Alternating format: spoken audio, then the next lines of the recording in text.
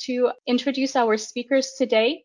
Today, we will hear from Jerry Zion, our Global Training Manager at Fluke Biomedical, who has over 40 years of experience in the biomedical field, is our absolute expert in anything and everything related to medical device quality assurance.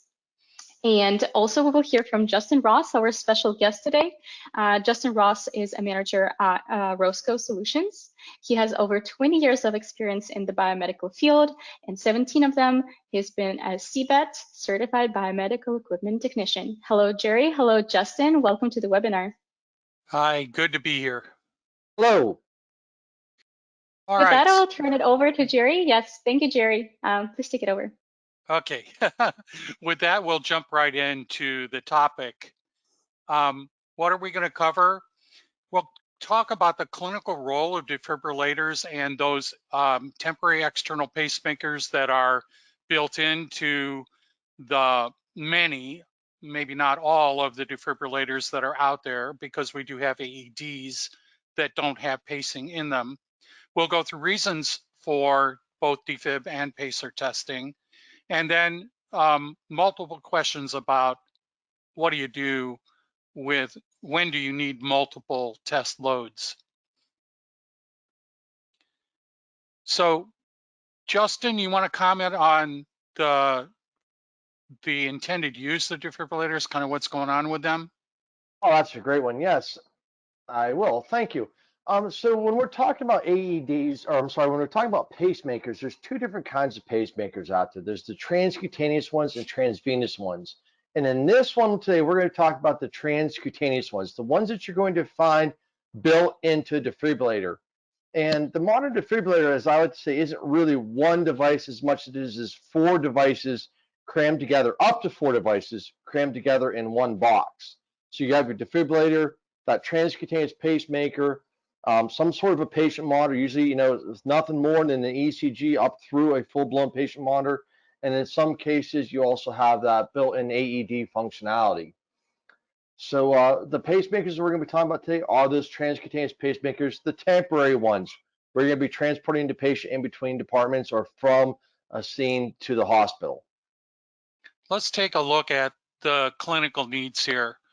The defibs do patient critical jobs. They convert certain heart arrhythmias, life-threatening ones especially, to a more normal, not necessarily normal sinus rhythm, but a more normal rhythm. They can be used when the heart rate is extremely high and does not respond to drug therapy. We do a synchronized cardioversion using the defibrillator to slow down that very much too fast heart rate. And we do, as Justin said, monitor all patient parameters to ensure that the treatment we're giving through defibrillation shock therapy is effective in order to save lives.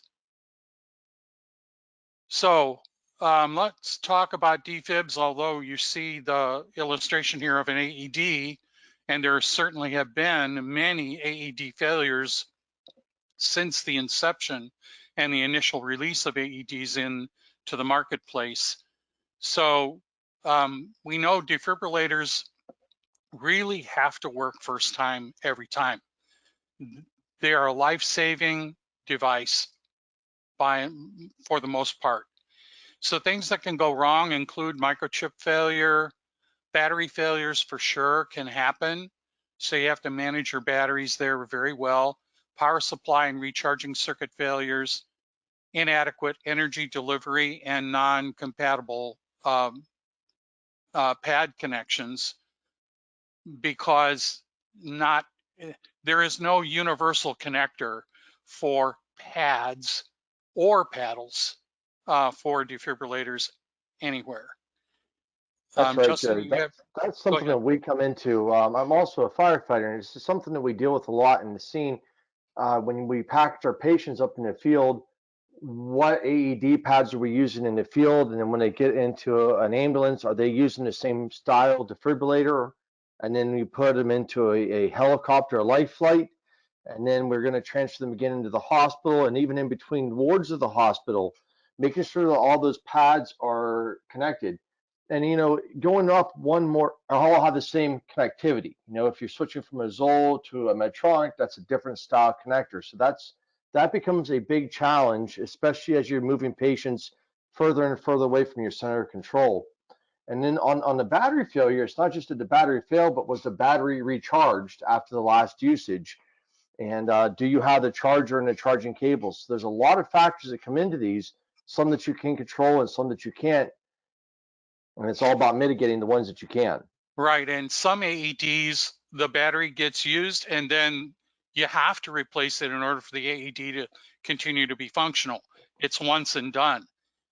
So you have to be careful that you understand the requirements and how the brand and model, especially of AEDs, works and what it requires in order for it to be functional clinically.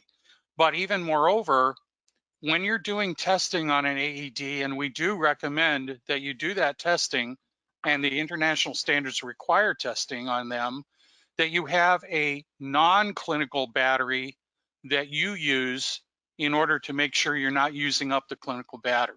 So it's an expense you have to add into your budget, but it's the right thing to do to make sure that defib is working right.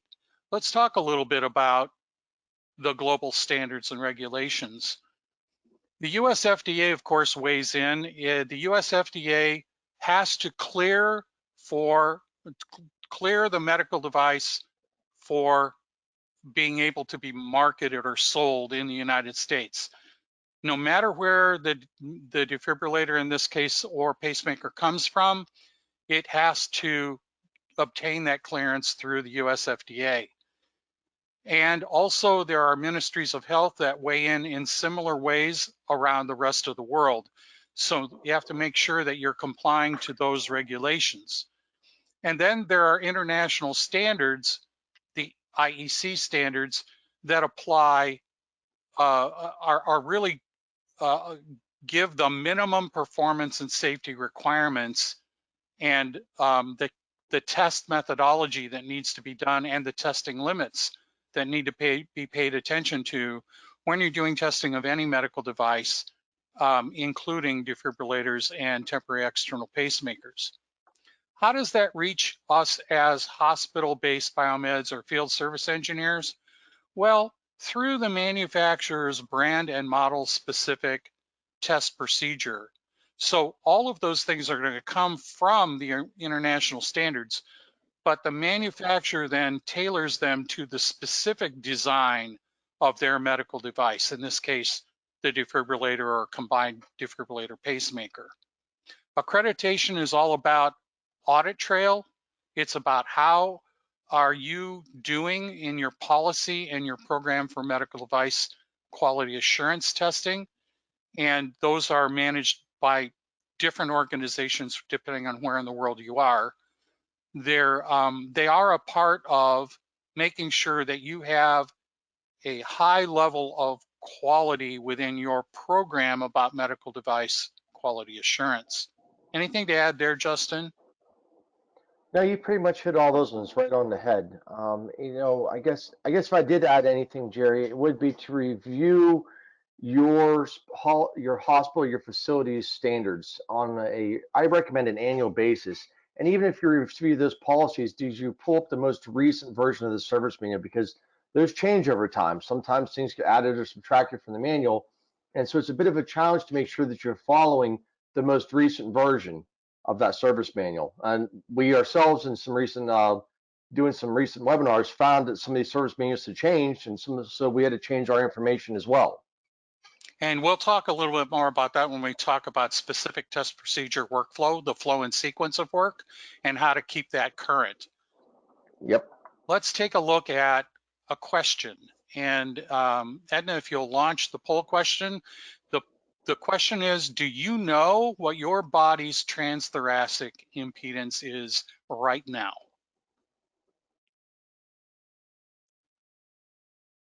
And Jerry, the poll question has been launched. We will give attendees about another 30 seconds to enter their response.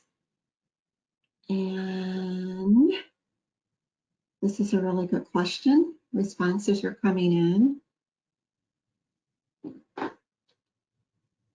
And actually, we're going to go ahead and close the poll. I'll share the results.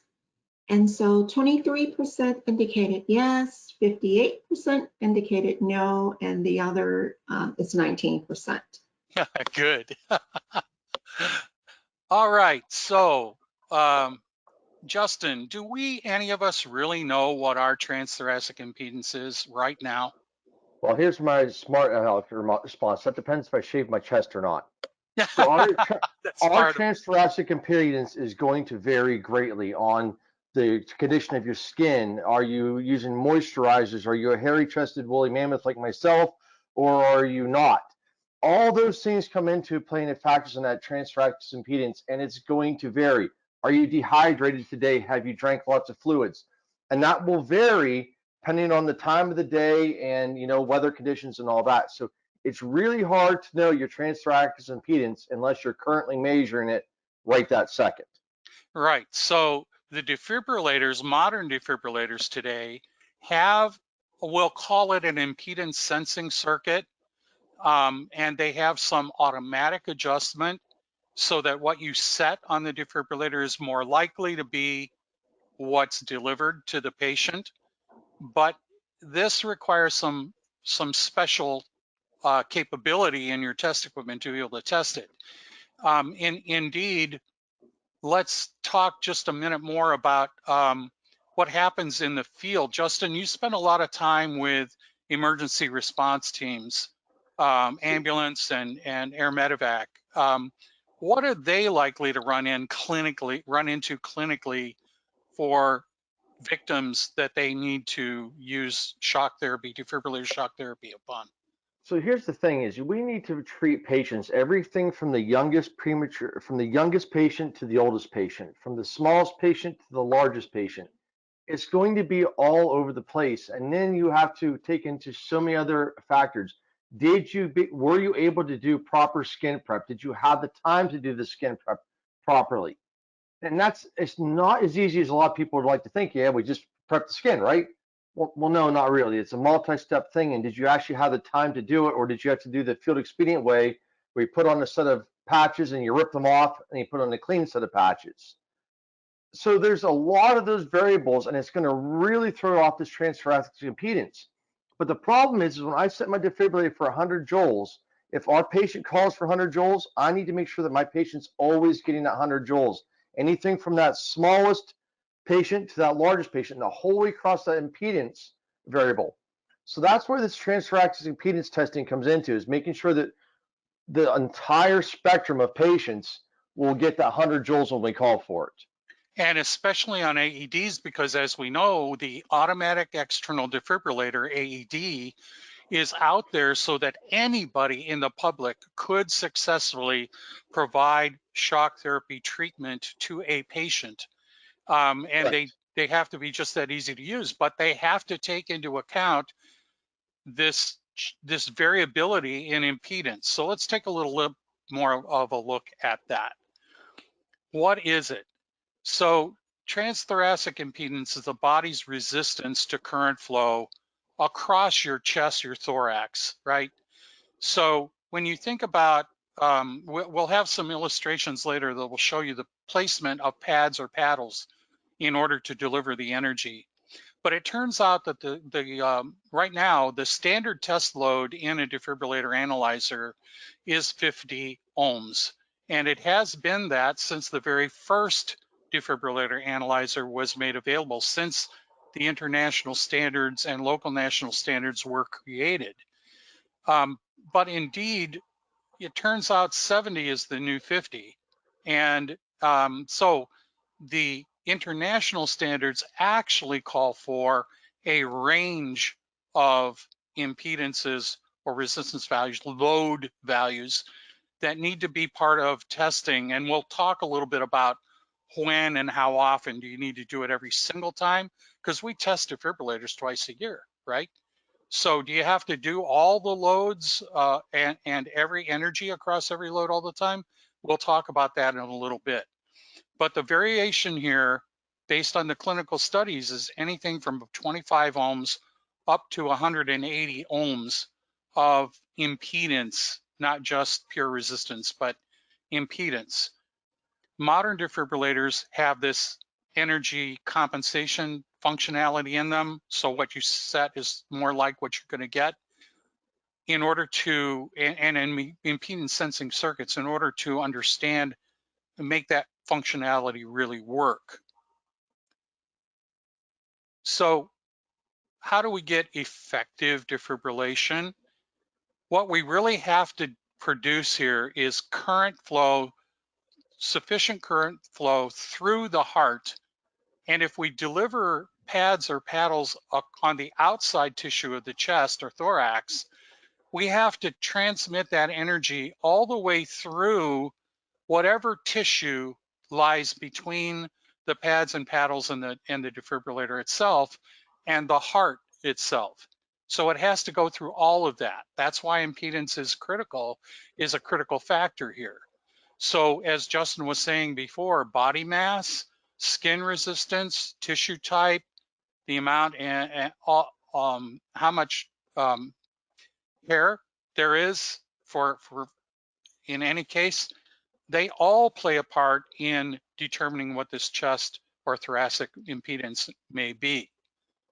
So let's take a little look at defibrillator energy delivery. So this illustration shows some differences between how energy pulses might be delivered depending on the brand and model of defibrillator that you have. They could be high current and short duration or low current and longer duration. So instead of a square or a pulse, more like a trapezoid type pattern. And those have proven effective and they've gotten their US FDA clearances to market. American Heart Association has weighed in and agreed that they are effective in therapy when everything is all said and done. So it's not only it's a combination of the current and the duration of the energy delivery across that resistance. So in order to make sure that what you said is what you get. Here's a bit of a schematic diagram. Some of you will understand this and others not. But the blue, in the blue square is the defibrillator, and the two resistors on the outside to the right-hand side of that square are our patient, all right? So we have impedance and we have heat, and what we're looking for is energy delivery. The standard calls for joules or watt seconds, joules of energy to be delivered. But remember, it's the current times that impedance times the duration of time over which that energy pattern is being delivered that causes the current to flow in the tissue of the heart. All right, so monophasic energy delivers current in just one direction. Okay, biphasic, on the other hand, delivers the energy and the current in both directions, depending on the timing of the energy delivery pattern. So it used to be in the old days when I was first starting in biomed, we were still just coming out of the original design of alternating current defibrillators, but we didn't understand what we needed to know at the time. And the problem that was happening is we were delivering energy in a totally inappropriate way on the upgoing, positive going slope of the energy, and then also on the negative going slope of the energy, and that wasn't being effective. Today's biphasic is two-way, and let me show you what I mean. Biphasic is more of a square or trapezoidal or pulsatile delivery wave shape when you look at it using an oscilloscope. And you really should look at these waveforms so that you understand brand and model by brand and model of defibrillator that you're testing. Not only did it numerically deliver the appropriate energy across the appropriate load, but that you have seen the wave shape of the delivery pattern, because it also tells you a lot about what's going on inside, internally in the defibrillator itself. So we recommend the use of that oscilloscope, and we continue to provide an oscilloscope output so you can watch that wave shape happen while you're doing your testing. All right, so the energy set on the defibrillator depends on the actual transthoracic impedance of the patient, true or false. And so, Edna, you can launch this poll question and we'll see how everybody thinks. Okay, Jerry. And the poll question is now available. Now we're going to give participants another 10 seconds to enter their response, and then I will close it.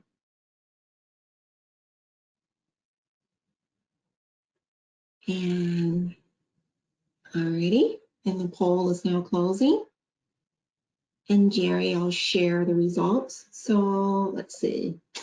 64% indicated true and 36% indicated false.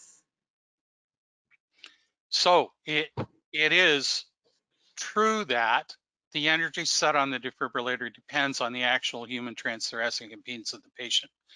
Always, always true. Justin, do you have a comment about that?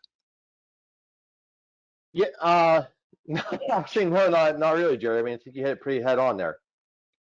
Okay, so yeah, so it really does depend on that transthoracic impedance. So, Well, I guess with the energy output guarantee or with the modern defibrillators, it's going to compensate so that no matter what that impedance is, as long as it's in that range, you will get the joule output that you set.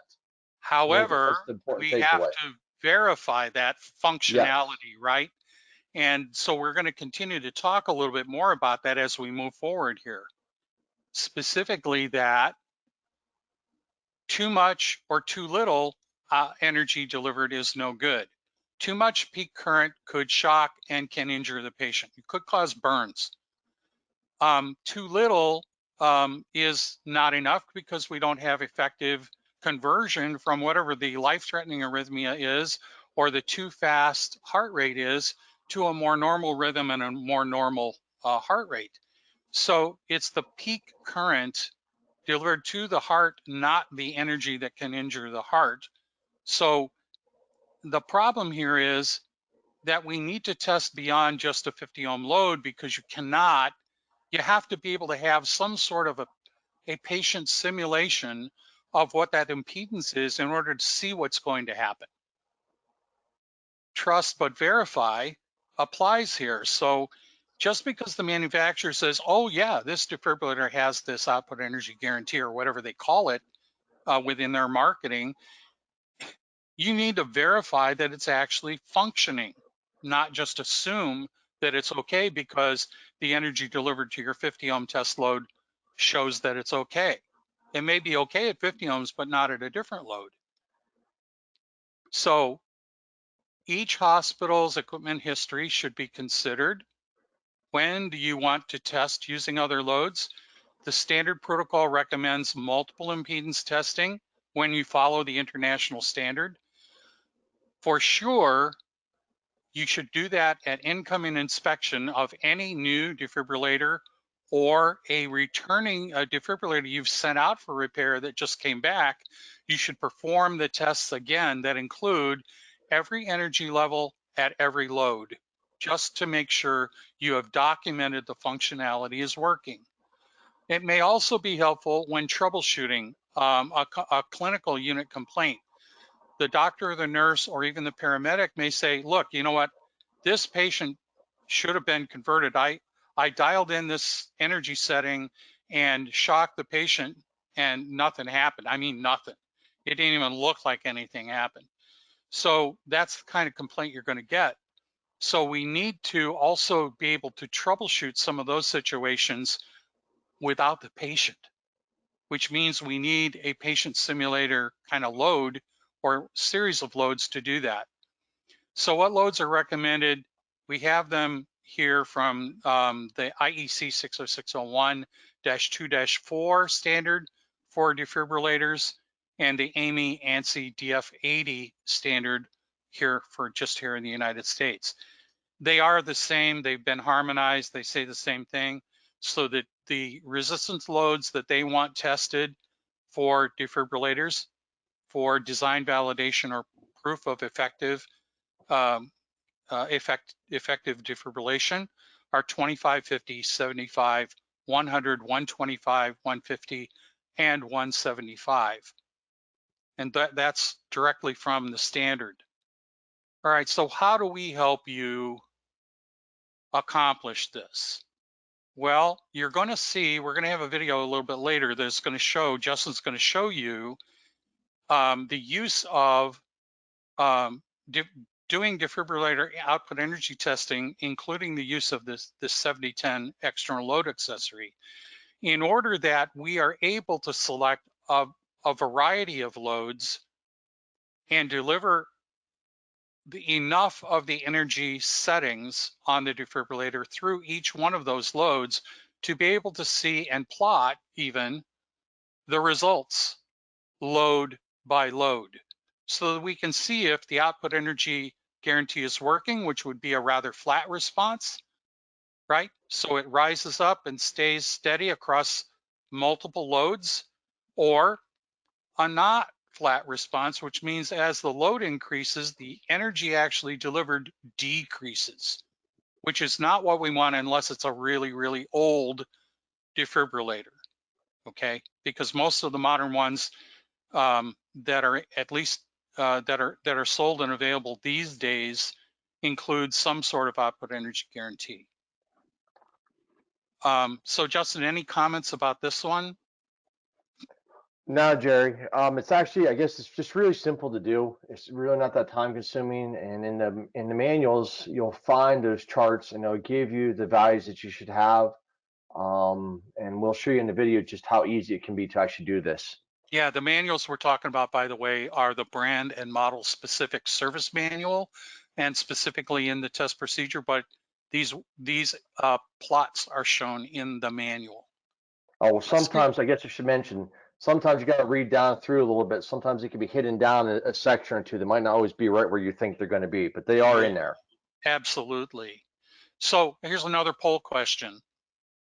What functionality of a fully functional defibrillator is intended to treat slow heart rate? The temporary external pacer or the AED shock advisory? Another great question, Jerry, and the poll has been launched. Responses are coming in, and we're going to give attendees let's give them another 10 seconds to reply. Building coffee makers, not one of them? I know it feels like that in the morning, right, to get going? Absolutely. Okay, and the poll is closing now. Everyone, it's gonna close it now. I'll share the responses, and let's see. 75% indicated temporary external pacemaker, and the other 25% indicated AED shock advisory. Great. The actual response is temporary external pacer, typically those built into the defibrillator, as long as the need for the patient, the clinical need, is able to be handled by a transcutaneous delivery of that of the pacer current and signal. So because there are standalone defibrillators, pacemakers that are transvenous, and Justin commented on those earlier. So we're going to talk a little bit more about the temporary external pacer built into defibrillators and some of the tests that need to be done about those. By the way, There's a video in our video library that shows using the Impulse 7000 defibrillator analyzer, and in order to do temporary external pacer testing, you're going to want to take a look at that video. Hey Jerry, So, if you don't mind, right there before you move on, one of the questions I get asked a lot by customers is, can they do that dual channel or transvenous pacemaker testing with the Impulse 7000? And really, you cannot do it. It's just right. not designed to do that. That is a completely different device.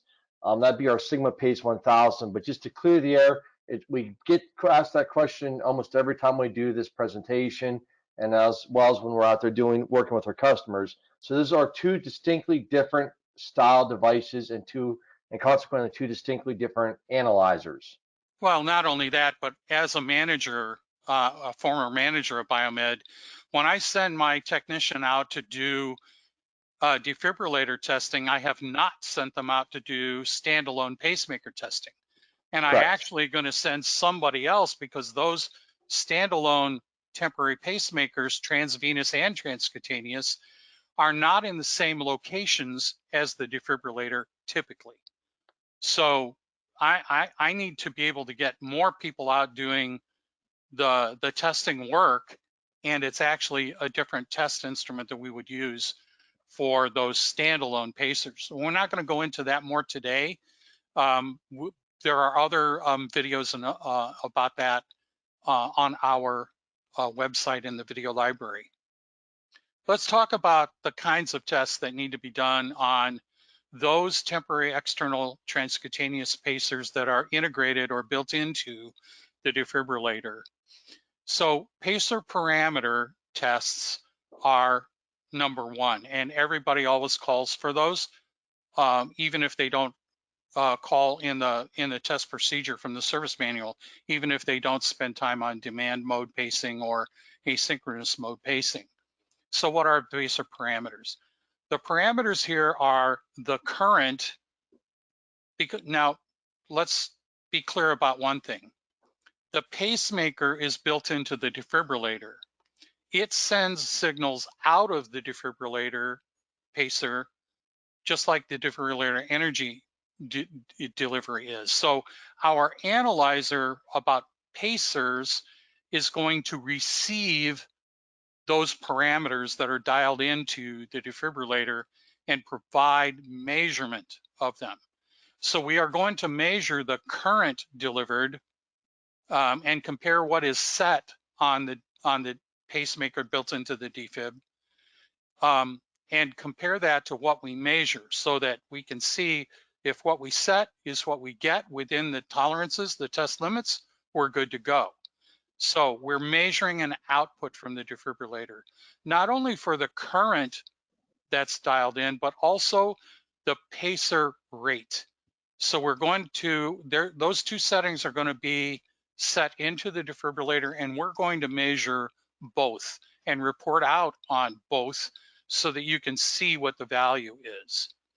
And there's going to be a variety of different settings, some change up to the pacer rate, even keeping the same current, and likewise changes in the current setting, whether or not we change the pacer rate. So you're going to see changes to both in the test procedure from the service manual of the brand and model of defibrillator pacer that you're testing.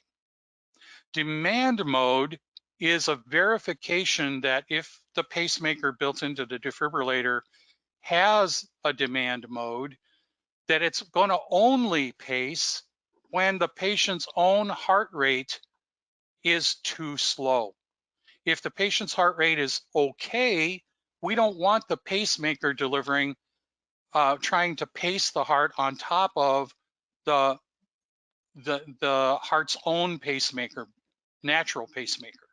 So demand mode is checking that functionality to make sure that when the heart rate gets slowed down below what would be normal or optimal, that the pacemaker begins to pace, and will pace until the heart rate from the patient comes back up to a more normal heart rate, and then the pacer should stop pacing. Asynchronous mode is different. In the asynchronous mode of temporary pacemakers, the pacemaker is going to pace no matter what. It doesn't watch what the patient's heart rate is doing. It's just going to pace based on whatever the values that are set into it. So it's less likely that you're going to have many asynchronous mode pacing going on, but in case you do, that's the difference. In asynchronous, pacer doesn't care what the patient's actually doing. In demand mode, we're going to adjust and coordinate with the patient's own actual activity. Any comments from the field, Justin? Pacing needs to pace in the field stories that you've seen? Well, the only thing I would say there is you hit it all on the head, but with some of the new defibrillators, this pacing feature can be hidden behind the door until the feature's turned on, and then the door opens up. So I was actually at a facility here about 2 months ago, and one of the younger techs didn't even realize that their defibrillators had pacing until we pointed it out, and then the little door popped open. So as silly as it sounds, please make sure that you're familiar with your defibrillator and all the functions are on board. You might be surprised everything that's on it. You know, when we first started working with pacers, when I first started working with the pacers back in the day, they had their own special cable that you had to use and their own special patches. Well, now it's all built into that multi-function patch that's placed onto the patient or pad. So now it's all built into it, so it's a little bit harder to detect maybe what your features that defibrillator has. So again, please make sure you know what features that defibrillator has and that you're actually getting them all done. Very good. All right, so in summary, we've talked about that defibrillators include ECG and arrhythmia. They may have AED or shock advisory functionality that needs to be tested. They may have temporary external pacemakers. Those will be transcutaneous in the way that they deliver the pacing. And then we want to make sure that you remember that there are other webinars, recorded webinars, and videos available on the video library. And we're going to show you later how to reach that, how to find that on our website. All right, now I'm going to change up the subject just a little bit here and talk about efficiency and productivity and managing learning curve and skill levels within the biomed department, because we know that you may have a variety of different test equipment in your cabinet or on your shelf where you store your test equipment, and being able to use that test equipment effectively can sometimes be confusing, especially when you move from one to another. Or look, you're going to do defibrillator testing every 6 months. Do you really remember everything about how to use it, especially when you're new? From one, Jerry, how about the yeah, COVID situation now, where all of a sudden you had a senior level tech who was responsible for it, but he's now, I should say, they're now homesick or in quarantine for, you know, however many days. You know, this yeah, is what we've had happen a lot lately, where all of a sudden a junior level technician had to step up to the plate and take care of equipment they've never seen before. right. So all of these things need to be managed. The standardization of workflow, so everybody does the test in the same flow and sequence step by step as from the service manual of the brand and model specific service manual, that you're compliant with regulatory and safety standards and audit trail, and that you're reducing sources of human error, which is really what we're talking about here with learning curve.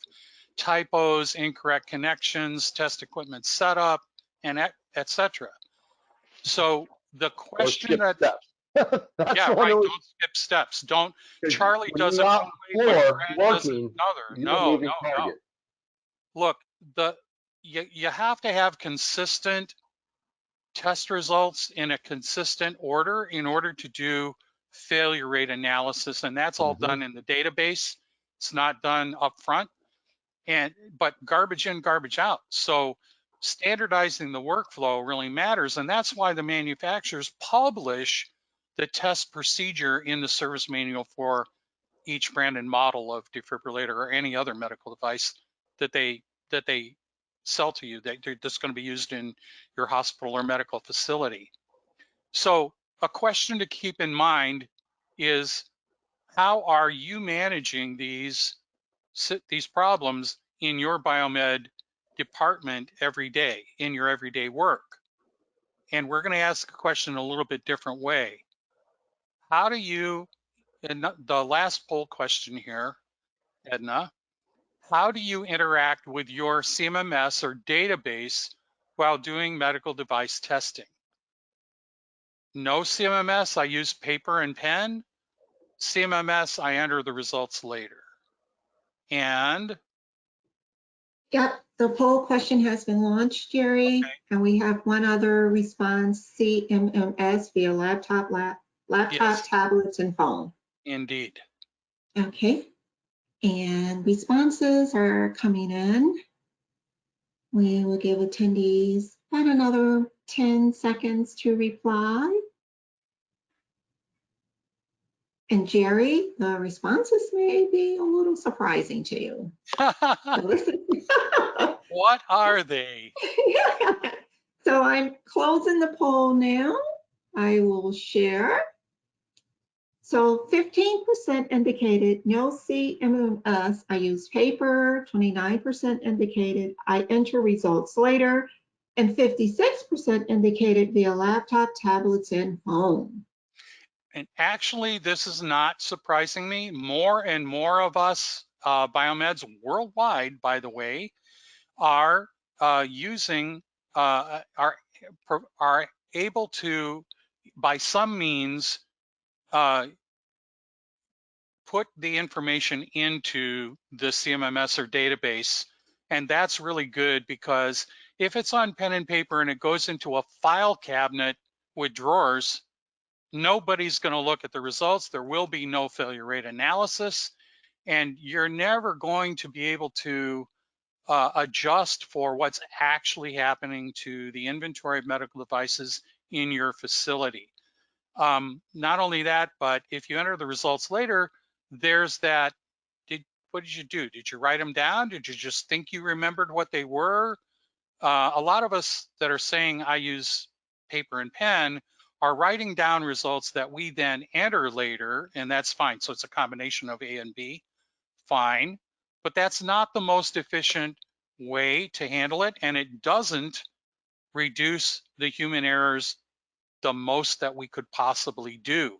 And those things are really important. You're worried about, you don't have enough biomeds to go around to get all of the work done, whether it's just the testing work or whether it's the repair work that goes along with it.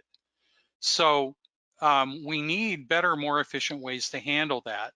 And so some of those are included here, things that we're thinking about and ways that we want to be able to help you get things done more efficiently and effectively and accurately. So I think we now have a video that we're going to launch. Our friend Dan is going to launch, and it shows our friend Justin, and he's going to talk to you a little bit about specifically automating a workflow, a test procedure, and a way to get that done efficiently and effectively. I'm going to show you how to get the most out of your defib testing experience utilizing Fluke's Biomedical 1QA workflow automation software. 1QA comes with over 63 pre-built work order procedures. But we recommend that you please review those procedures before you adopt them. Make sure it meets all your hospital's policies and procedures, as well as meets the most recent version of the OEM equipment's service manual. Let's get cracking into work order, and we'll show you how to get the most out of your testing experience with reliability and repeatability, as well as easy, accurate ways to record your data. Please note, what we're about to show you is not a standard preventive maintenance procedure. This is something we made up for demonstration purposes only. Getting into the work order here, we have two different preventive maintenance procedures we can select. We will select this one for right now. And here's all the information we need to know, as well as the work order ID.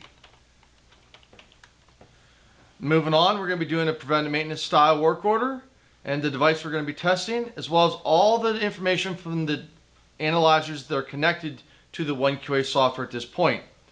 In these sections, you can start to customize special notes. maybe everything that you're going to do for your preventive maintenance procedure, or any special equipment that you need to bring along with you, as well as access codes. All that can be recorded right here into 1QA. Moving down to a physical inspection of the unit, this is actually one of the steps. So we'd simply read the instructions, and it's like either pass for this one, and maybe for this one, we'll read this instruction and pass for here. And then in this case, what if it fails? So here you have a green light go, here, red stop, there's an issue. So now we can either go back and correct the issue and make this a pass, or we can leave it as fail and complete the work with conditional under conditions. Moving on to the next step. Here's what we're going to need to do the electrical safety test. Instead of having to read a diagram though, we can actually insert a picture of how to do the connections. So here it is, my 1 to 10 adapter block, my hands-free adapter. So I've connected my entire defibrillator at one time to the safety analyzer. Here's the test we're going to perform, as well as any special instructions. And now here's a diagram that corresponds to the picture we just showed you, so we can double check our work. And now getting into the test, I simply push play, follow the instructions, turn my defibrillator on, hit continue. All right, now I'd like me to power my defibrillator off, hit continue. And you'll notice that my electrical safety results have automatically been recorded. I didn't have to remember how to set up or operate my safety analyzer. I didn't even have to bring in any of the data. It did it for me automatically. Everything was already done for me there. So moving on to the next tests. Here are some operational tests. And what we did here is I actually cut and pasted right out of the service manual into 1QA. So I have the exact diagrams and button pushes to get to the keypad test that would look like this. Simply follow the instructions, and I would hit pass when I'm done with it. Or if there's an issue, fail, obviously. Moving on to a shock test, we can show you how to use the defibrillator, the Impulse 7000. Here's a picture of how to connect it. In the case of the Zoll X series manual, we need to use the additional 7010 load box and use different loads to discharge our defib at. So we'll follow the instructions. Right there it shows at 25 ohms.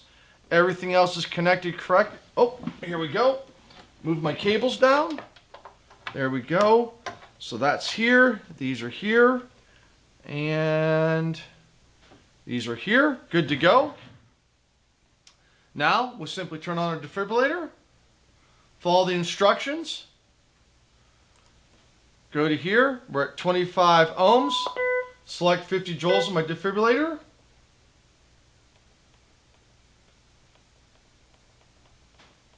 Charge. Discharge. There's my results. 50 ohms. Charge.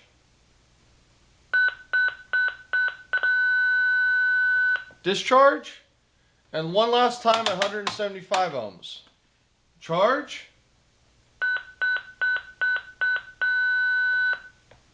Discharge.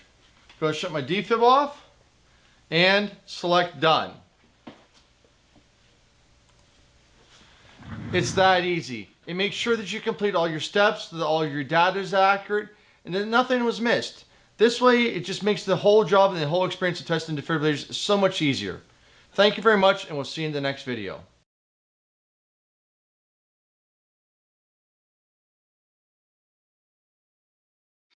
Okay, so, oops.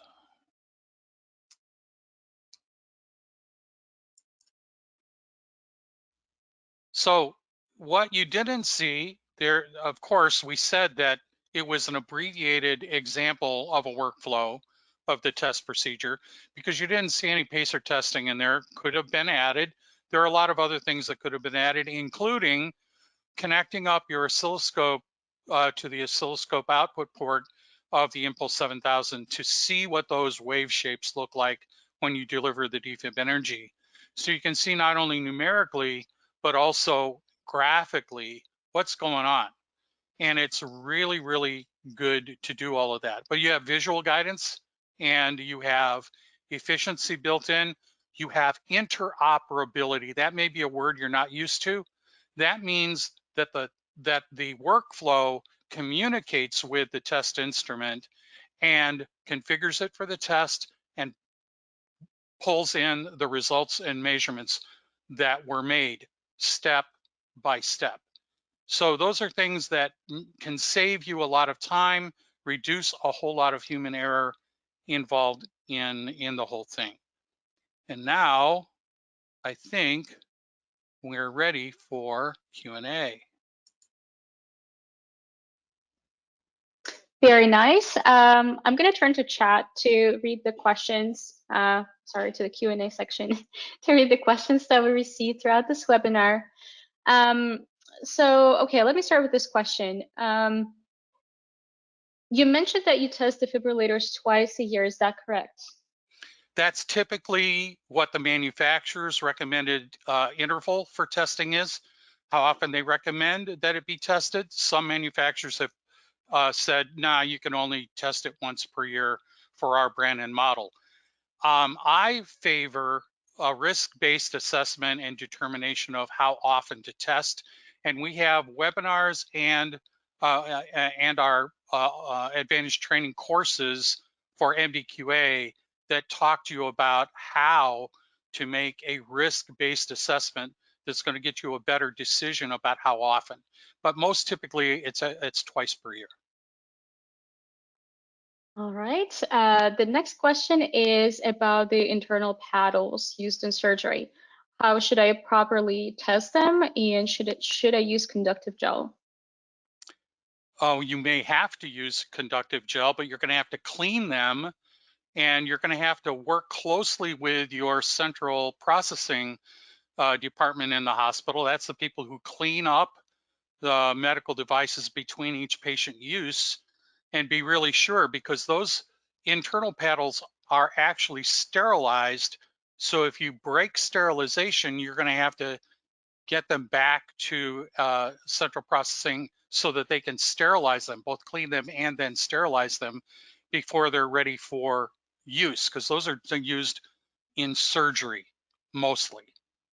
So be careful about that. Make sure that you're handling infection control properly. Okay. The next questions are on Impulse 7000. It's a Fluke Biomedical Defibrillator Analyzer, for those of you who do not know.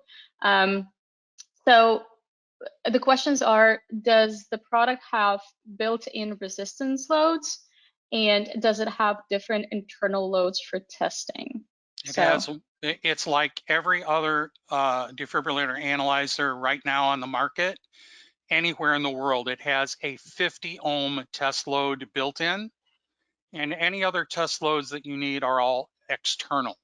What we do is we make sure that we have provided an external variable load accessory that we have tested and verified that it works properly with our test instrument design in accordance with the requirements and the standards. Hey, Jerry?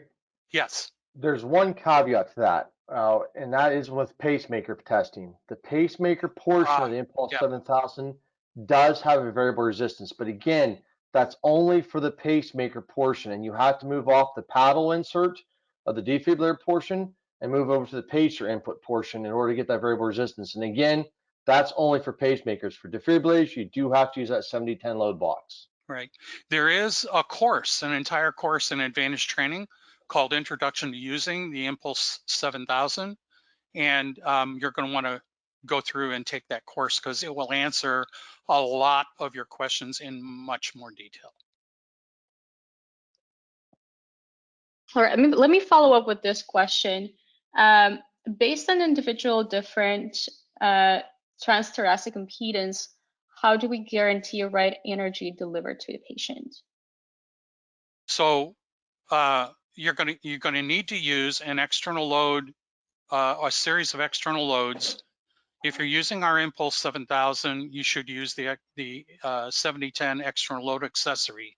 And you're going to set an energy level, an energy output level on the defibrillator, and deliver it in across a series of test loads. Exactly which ones? If you follow the international standard, you will do that for each and every load available. and then you'll change your output energy setting and go through each and every load available, and so on until you've taken care of all available output energy settings on the defibrillator. That's why we recommend that you do that kind of exhaustive testing on incoming inspection of a defibrillator when it's brand new or when it's been returned from outside repair, or when you've done a repair to that defibrillator yourself, repeat those tests, or when you're trying to troubleshoot a clinical complaint that they don't think the defibrillator delivered its energy. All right, so those are the times that you're going to carry out these tests, and just the way that I explained them. Very well. I think this also answers the question that some of you had about what the defibrillator selectable load accessory is used for. So I think Jerry explained it very well. And there was another question on this selectable load accessory. We're asked if that load box can be used with the Impulse 4000. No, the Impulse 4000 had its own loads besides the one that was built in. Those were taken, however, we really introduced variable loads in the Impulse 7000. We really didn't have them prior to that. We had variable loads for pacemaker testing, but that was really pretty much it. So Impulse 7000, which was introduced around 2007, I believe, is when we also introduced the extra load accessory in order to make it easier and more standard in the way that you hook it up and do the tests. Thank you, Jerry. And I think this was our last question because we're approaching the very end of our webinar. I would like to thank everyone very much for attending today's event. Thank you very much, Justin and Jerry, for giving us such a great overview of defibrillator and pacemaker testing. Edna, do you have anything to add to this? No, thanks everyone for participating. Nothing on my end, Katia. Thank you. Very nice. Okay, then we're wishing everyone a great rest of the day. See you at the next event. Thanks for showing up, everyone. Thank you. Thank you. Bye for now.